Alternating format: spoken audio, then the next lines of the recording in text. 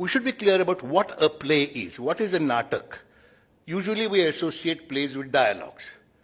But you must remember, since you're all, I think, aspiring to be writers of different kind, that a dialogue is not a conversation. There's a big difference. When you go in a train, you hear two people talking. You hear, it's interesting, they're talking, they're fighting, or they're proposing, or whatever it is, and then they get down and go and you forget it. There is just a conversation between an exchange of ideas between two people, but it doesn't give you an idea of where they came from, where they're going, and you are not interested, you are on your own way somewhere else.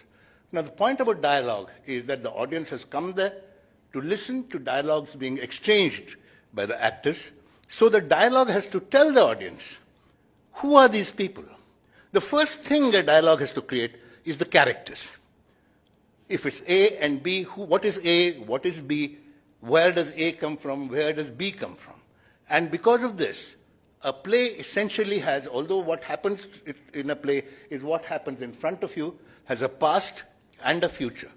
And each character brings a past and a future. And a good playwright should be able to, with each sentence, bring out this past and the future about it. Then what does a dialogue do? This is the second point. What are these characters trying to do? Of course, they're trying to tell a story. Everyone is interested in a story. But what is actually happening there in any play, in any good play, is one character is trying to persuade the other character to do something. There has to be action. People say that there has to be action in a play. But an action doesn't mean that they have to run around on stage, beat each other, this. The action is in the dialogue. And the action in the dialogue says that one character should try to persuade the other character. It may be Manthara trying to persuade Kaikeyi that her son should become a king. It may be someone trying to seduce another person. It may be Lady Macbeth trying to tell Macbeth, kill the king. All these are sort of major, well-known cases of persuasion, but even in smaller things, in little suggestions, little gestures, the whole process of persuasion goes on between two characters. Then there is a second degree of persuasion which happens, which is that this dialogue must persuade the audience that it's worth listening to. Otherwise, the audience will get bored. So, there are two kinds of levels of activities going on. The two actors or actresses are trying to persuade each other, resisting the persuasion. So that is a conflict there. That conflict arises because the other person may or may not agree to what persuasion is going on. But even more important is that these two or three characters on stage are trying to persuade the audience that this scene is worth listening to, the play is worth listening to, and this is important. So you see, that is a basic notion that every playwright has to bear in mind. Then there are other limitations which are typically theater limitations. A novel can go on forever. I mean, as you know, War and Peace is something 2,500 years old, 2,500 pages. But a play can't go on forever. There was a time when people used to sit through the night to see plays, but then they were allowed to sleep. They had a great advantage, which we don't have these days. So today you have to have a play which at the moment, at the most, can go on for 2.5 hours at the moment. You see, because ultimately what decides the length of a play is the capacity of our bottom muscles. After 2.5 hours, the audience just wants to go home to their activity. And this physical thing doesn't happen in a novel or in a poem or in anything else. You can read it tomorrow. You can do. Here it is one continuous activity. So you have this limitation that a play has to be about 2 hours long. Second limitation is that a play can be seen only, say, ideally like an audience of this kind. Say about 550 people. It has been decided that after 550 people or 600 people, if the last man cannot see the facial expression of the actors, in which case a lot of the charm of the theater is gone. Because ultimately, people have to be able to see what's going on stage, and This limited to 400. So what the play has to do is to keep the concentration of 500 people, 500 different people. They may be children, they may be women, they may be adults, whatever it is. This concentration of everyone to listen to what's happening, this is essential. It's not like a play. It's not like a poem where you write a poem to one person and the person may like it or reject it or whatever it is. And the third point, therefore, if this is to attract everyone else, is everyone must be interested in what is the play about. A play has a story, of course, and the story keeps you engaged, but ultimately the point comes, why have I paid this money? Why am I sitting here? Why am I going through these agonies? None of these demands are made by a novel. Because you can read them at home. None of these demands are made by a poem. But this is very unique about theatre. G.A. Kulkarni, the Marathi Kadambarikar, he was in Dharwad and he was a friend of Ashok Kulkarni. And Ashok Kulkarni once told me, G.A. Kulkarni said to him, Girish Karnad natak kase litat ho? Far paravalambi kala hai boa. It's paravalambi because I write my plays, it is done by the directors, it's done by 20 actors, the actors have to persuade, the director has to persuade the actors that this is how it's to be done, and the actors in turn have to persuade the audience that it's worth watching. So there are degrees of persuasion that are worth watching, that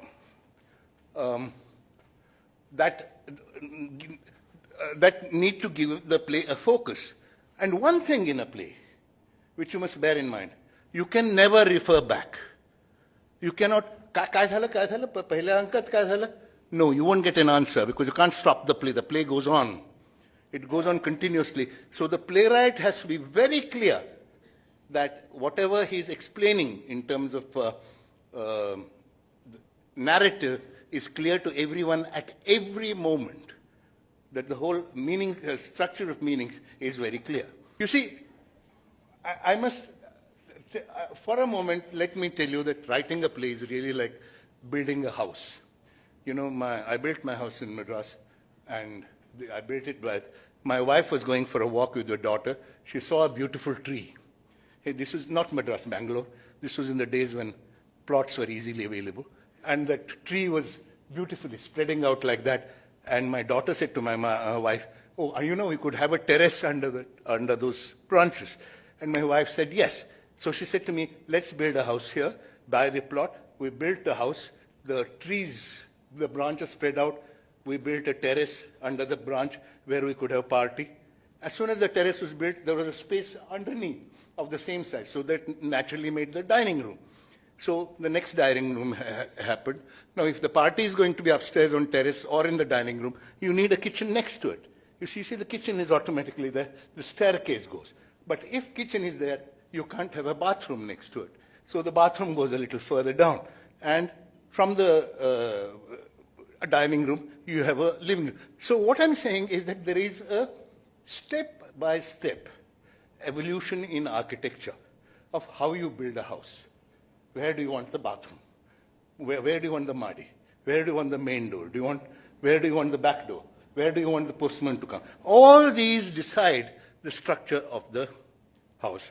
And it's the same with a play, or has to. I mean, many people may say it's not necessary, they write as they like, but this is how I like to write. It's almost like a mathematical puzzle.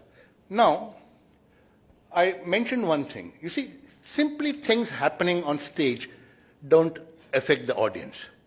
They must affect someone. Some character must be affected. Kunavar tari त्याचा परिणाम व्हायला हवा. But the point is, at each point, you have to motivate. You see, human beings, whether they act with motivation or not is up to them. Sometimes one feels there is motiveless cruelty, motiveless passion, etc. But in a play, you've got to motivate. As I said, a play has to be like a well-built house or a building where every corner has a beam, a solid beam, or a door or a window. Why? You have to go on asking. And this is very important in India because when some of my plays were done in America, I hope you don't mind mentioning it. You act with American actors. Kai hota, the American actors are continually, they're all college actors, they're continually asking, why should I say this? No, I won't say this. Some feminist girl will say, no, I won't say this. That's an anti-feminist dialogue. So you say, but it's in the play. No, but I won't say it, etc., etc. They keep questioning. In India, actors rarely question. You give them the play, they do it. And they try to make the most of it. So we don't train our actors to question, to say why this and why that. And that burden has to be borne both by the actors as well as by the playwrights. And this is a responsibility that the playwright has to bear of saying, why do you do this, and so on. Now, I have given you a kind of structure of my play, Yayati. That's not the only structure. This is a narrative structure, a simple structure. But any great play that you read, you will find very carefully structured. Before I end my lecture now, I'll give you one example, and that is Shakespeare's Hamlet. You know Hamlet, and simple story. And then slowly you realize, what is Hamlet's story?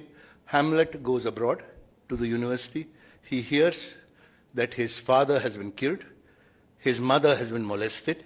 He comes back and he finds that his uncle is probably responsible. And then, in the end, Hamlet finds a duel with Laertes, who's the brother of Ophelia. And what is Laertes' story? Laertes goes to a university. He hears that his father has been killed, that his sister has gone mad. He comes back and he finds that Hamlet's uncle may or may not be responsible, and ultimately he thinks Hamlet is responsible. So the final duel in Hamlet is, on one side there's Hamlet, and on one side there's Laertes. And both the stories are the same. It's the same story Shakespeare repeats twice. On the side of Hamlet, Hamlet becomes a major tragic figure. Laertes remains a small figure. But at the climax, there are two people, a person, both of them had gone abroad, heard that their father was killed, heard that their sister or mother was molested, have come back, and now are facing each other. So it's like a syllogism, a mathematical thing where the same equation is facing each other in this. And it's not an accident. This is not reading too much. If you see Lear, for instance, you get in King Lear. King Lear trusts his two sons, three daughters. Two he trusts, and third is the wrong one he mistrusts. As a result, what happens is King Lear goes mad and wanders on the moors. And as he was wandering on the moor, he meets Gloucester, the Duke of Gloucester. And what's happened to Gloucester? Gloucester is andhra hai. His eyes have been removed by his son, whom he trusted.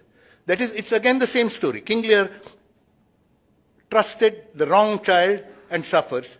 Gloucester trusted the wrong child, has become blind. And on the moor is a madman and a blind man, both of them with the same background story.